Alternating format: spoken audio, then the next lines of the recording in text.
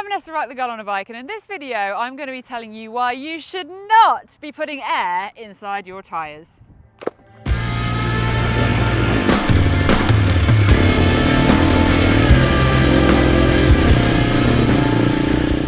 Can you imagine a world where you never get a puncture ever again?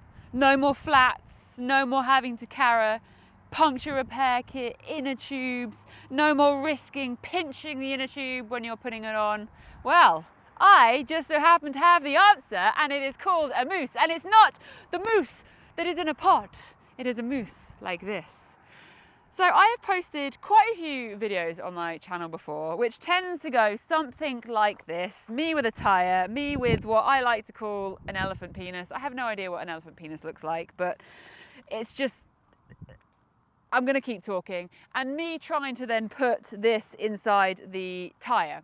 And I've had a lot of comments such as, go on love, take the air out, get back to the kitchen, let the boys do it, go make me a sandwich.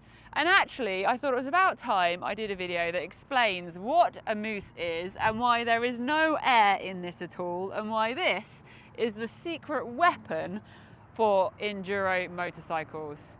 Introducing the mousse. This is a solid foam insert. We're not going to go into the technical information about the material or what it is. Just know that the tyre manufacturers have put a lot of hocus pocus into making this exactly the right sort of thing to go inside your tyre. So this goes inside the tyre carcass. You can see that this is a front tyre, and it would sit in there beautifully. There is no air, which means there's no risk of a puncture. Your wheel isn't going to come off the rim. You're not going to be going downhill and suddenly lose all of your control because of movements. It is solid. It is a puncture-free world. Now, I have been running mousses on my enduro bikes for many years now, and when you get into the hard enduro territory, it's very, very uncommon to find a rider that is not running them. So I did Red Bull Romaniacs in 2021, and of course I had mousses front and back, and they are an absolutely incredible weapon to give you reliability, the lack of worry about having a puncture, which in a race could be the difference between ranking and winning and not winning at all. And it gives you a lot of peace of mind, as well as a reduction in the amount of kit that you've got to carry out there on the motorcycle. So last year I did the Africa Eco Race, the original Dakar, which is a 6,000 kilometer 13-day race doing the original Dakar route in Africa. You can watch that full series on my channel as well. It's a really, really good series. I recommend watching it. And of course, my desert bike also runs mousses as well. So let's talk a little bit more about some of the pros and also the cons to running mousses, because if you stay tuned to this video, I'll let you know there are some pretty obvious and specific reasons on motorcycles where a mousse is not going to be an option, and you are going to have to go for air. Okay, no more flats. Confidence. Now, with tyre pressures and ambient temperatures, the pressure of air does change with heat. I'm not going into scientific stuff, so don't start correcting me on the science, but I know that tyre pressures change on hot days, cool days, once you started running them and when they warmed up, whereas a mousse is a lot more consistent in its pressure. Saying that, heat does deteriorate a mousse. So if you were to run this mousse on a hot day on tarmac for a long duration of time, it is going to break down the properties and the material of that mousse, degrading it and reducing its life. And that will make more sense a little bit later on in this video. But basically it means that that tyre pressure that you've got inside your tyre is going to be a little bit more consistent, which gives you confidence. You've then got the fact that you're not going to get a snake bite, a pinch, any of those things that can cause your tyres to fail. It's all about giving you that consistent feel.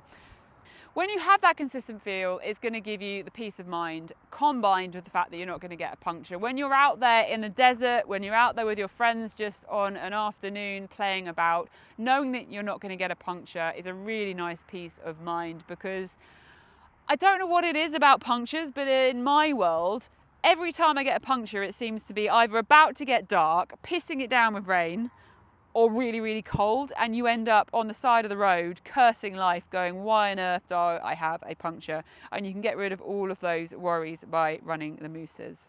Some people question whether a mousse is any good because you don't have the control over your tyre pressure, and that is true. When you are putting air into your tyre, you can decide whether you want to fill it up really hard or soften it down to find a little bit more traction in certain terrain. With a mousse, you have got a set pressure, that is it, and you can't deviate from it. There are some things that you can do to help with that.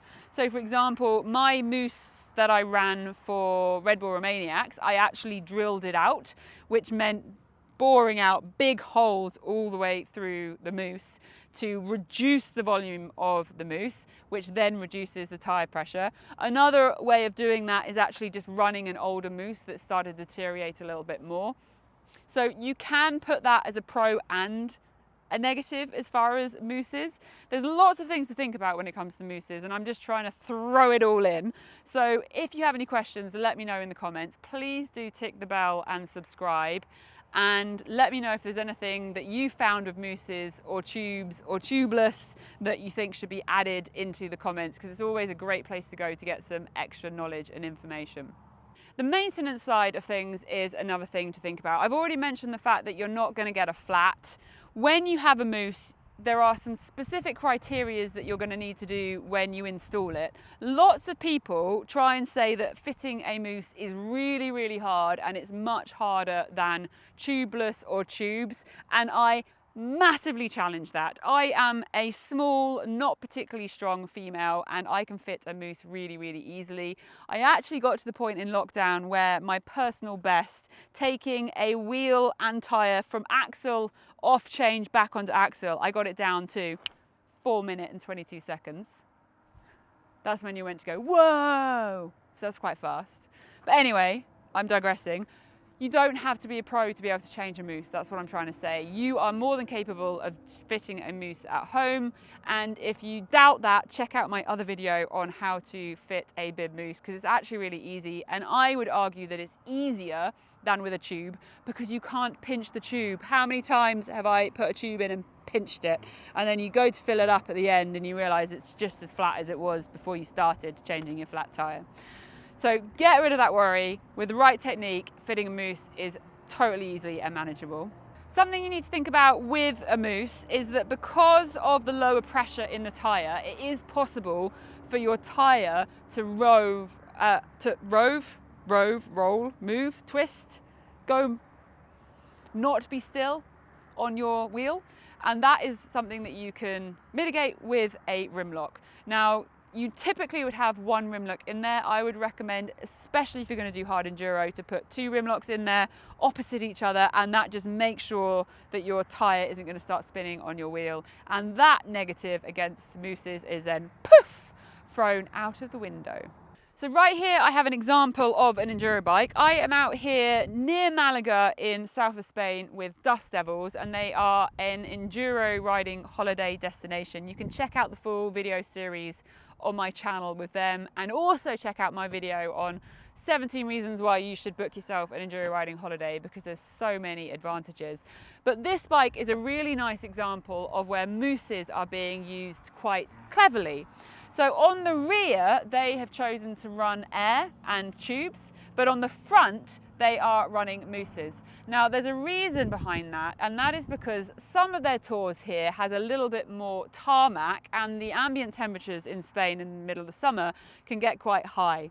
And a mousse does deteriorate with consistent heat. So if you are going to be doing lots of miles on tarmac, you don't want to be running a mousse. So this isn't an option for a road bike. If you're running a big adventure bike and doing a lot of road miles, it's probably not appropriate. But for an enduro bike where you're largely off-road, it can be really good if you're not doing loads of road miles.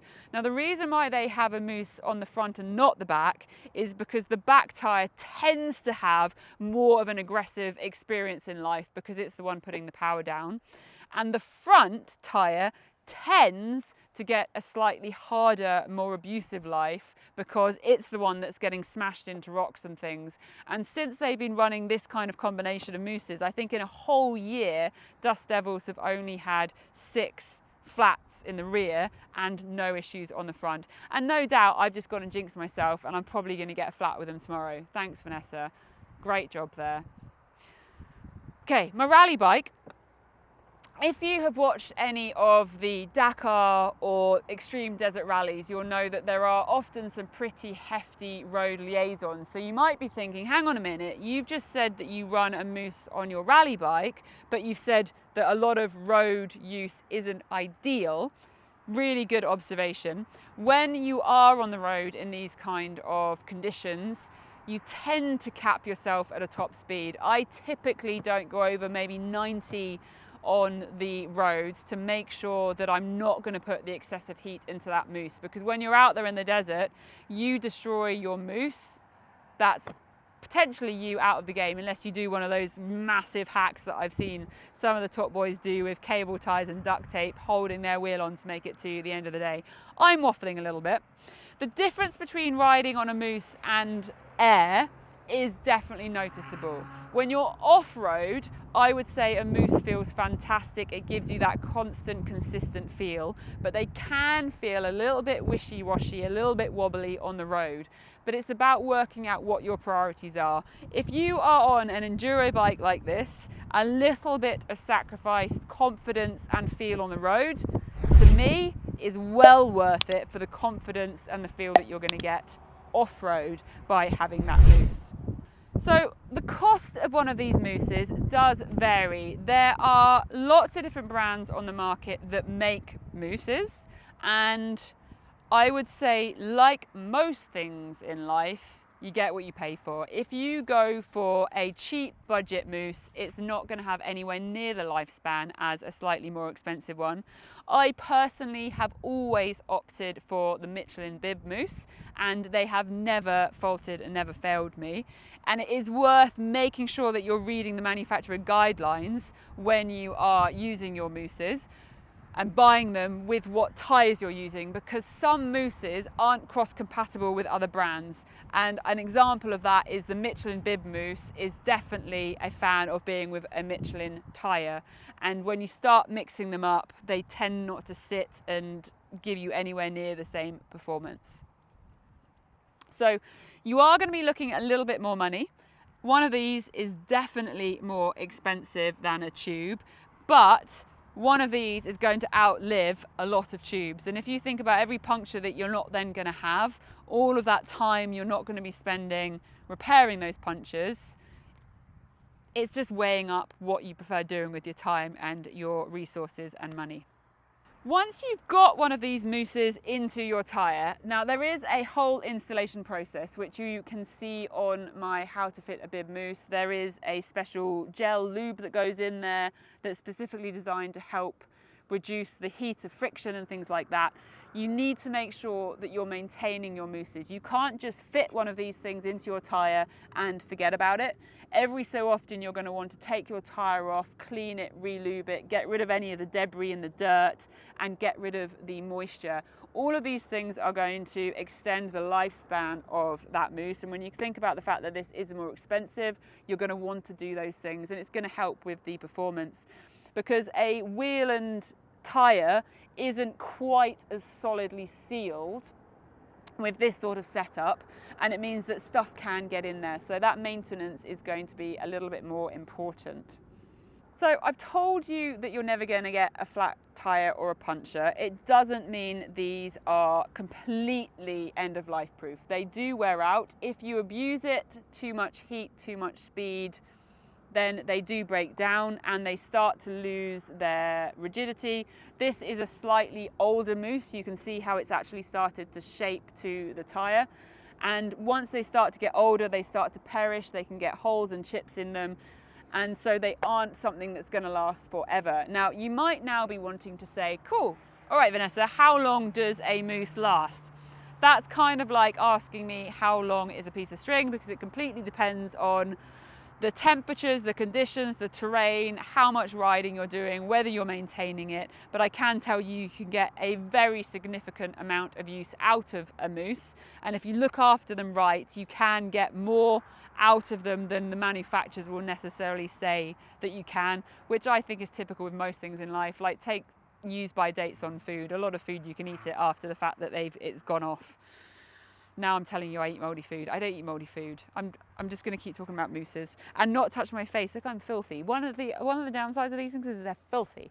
Filthy. And this is a clean one, by the way. You should see the mess I get in when I start taking them out. Okay, there's one last con probably worth mentioning, and that is that it's a mousse, so it's a little bit heavier than air. If you are out there going for the pros and counting every gram, you might be worried. But if you think about all of the pro riders, the Billy Bolt, the Jarvis, they are all running mousses. I'm pretty sure us everyday people can carry the extra couple of grams that a mousse is going to have if they're going to be running them. I think the fact that the podium boys are running these sorts of things is... No, Vanessa. I think the fact that the podium boys and girls are running these things is a really good sign of the trust, the durability and the performance that you're going to get from mousses. So hopefully this video has given you a bit of an idea about why we shouldn't be filling our tyres with air. They ain't balloons, they're tyres. We should be putting a mousse in there for our enduro and hard enduro world. And hopefully this has given you a bit of background information to understand when you can use them, when you shouldn't use them, and why they are absolutely in every single one of my enduro, hard enduro, and my rally bike. I'm Vanessa Ruck, the girl on a bike. Please hit subscribe. Let me know your thoughts in the comments, any questions, and I'll see you next time.